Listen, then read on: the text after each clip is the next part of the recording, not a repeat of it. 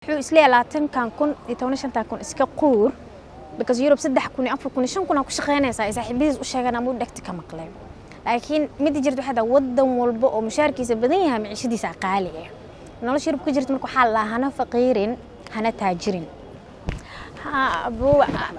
qofku markuu tahriibayo wuxuu maleeyaa horta wuxuu maqlaa qofka dhalinyarta horta inaa fahanno waa moogta dhibaato markii la rabo in la xaliyo in jiridkeeda hoos la fiiriyo dhalinyartan maxaa tahriib ku qasbooyo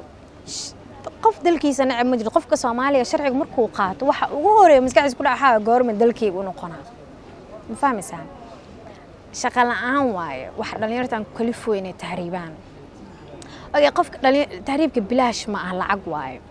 qofka dhalinyarada markaa wuxuu u maleeyaa fursad weyn inay Europe ku jirto laakiin 15 kun 20 kun ee tahriibka uga baxaysa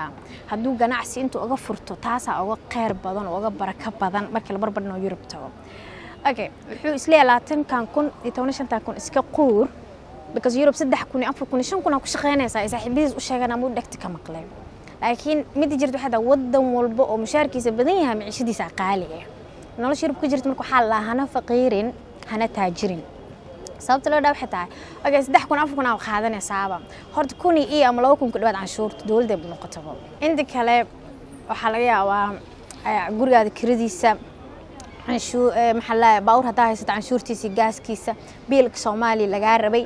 adiga bil walba dhamaadkeeda jugjug meesha joog bartaada taagan tahay ma fahmaysaa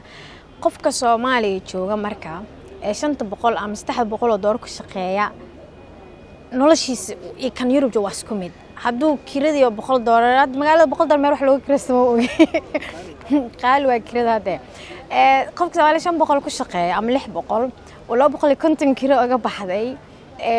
inta kale maybe biil iyo wax uga baxeen iyo qaaraan wax laga rabay bish markay dhamaanayso jugjug meesha joogu taagan yihiin markii lacagta 3 kun 4 kun lagu shaqeeyo aad markay dhalinyartu maqlaan Soomaaliya lacag inta saddex uga shaqeeyso nolol fiican lacag fiican waa sababta wixii raqiis Soomaaliya laakiin Europe ama reer galbeedkaas lacagtaas badan markaa ku shaqeynaysid haddana marka dambe oo mushaarkaaga sii kordhana canshuurta laga rabo way sii kordhaysaa marka dhalinyarada marka tahriib waxaan isdhahaa lacagtan 15 kun 20 kun iska dhiib sababta Europe markaa tagtid lacagta wadadeeda hadsan tahay ama geedaha ka soo gurbisanaysaa qaar horta waxay leeyihiin filasho noocaas marka meesha tagaan filashadii heli waayaan qaar horta nooshi ka dhacaan xisna ceer iska qaad qofku markuu dhalinyarada oo ceer qaadanayo oo amal ku mashquul lahayn oo wuxuu xoog saa oo maskaxdiisa ku jeedii lahayn maxaa dhacayo wuxuu isku mashquul raadin muqaadaraadka u jeesana muqaadaraad markuu haduu ku fogaadanayo wuxuu isleeyahay ganacsiga galba dangaanka meeshas oo ka sii galaya meeshas oo markii dambana dhibaatooyin badan iyo wax badan kale oo kala sii kulma dooro naftiis ku weyn ama xabsi ku galaya qaar homeless mid kale dad hadda homeless sayid ugu sii badanaa Europe waxa si dheer horta Europe dadka inaa sharci helis homeless Soomaali kali xitaa ma ariil homeless sayid Europe ugu sii saaidoya sababaha way badan waxaan dhigi lahay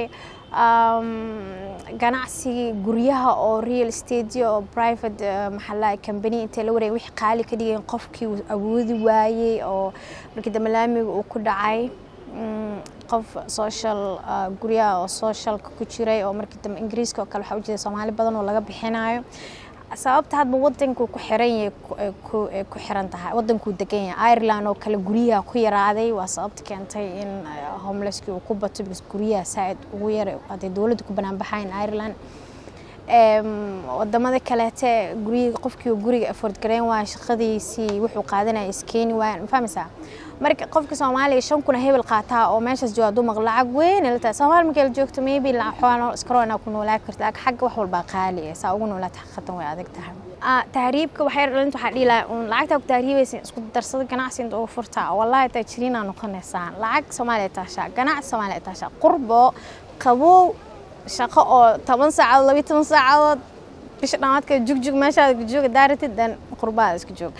Soomaaliya qof ganacsi ka sameeyo horumar weyn oo ka sameeynaya real ganacsi oo iska baraka badan yahay marka lacagta tahriib ku bixi leedan dhalintu waxa dhilaa ganacsi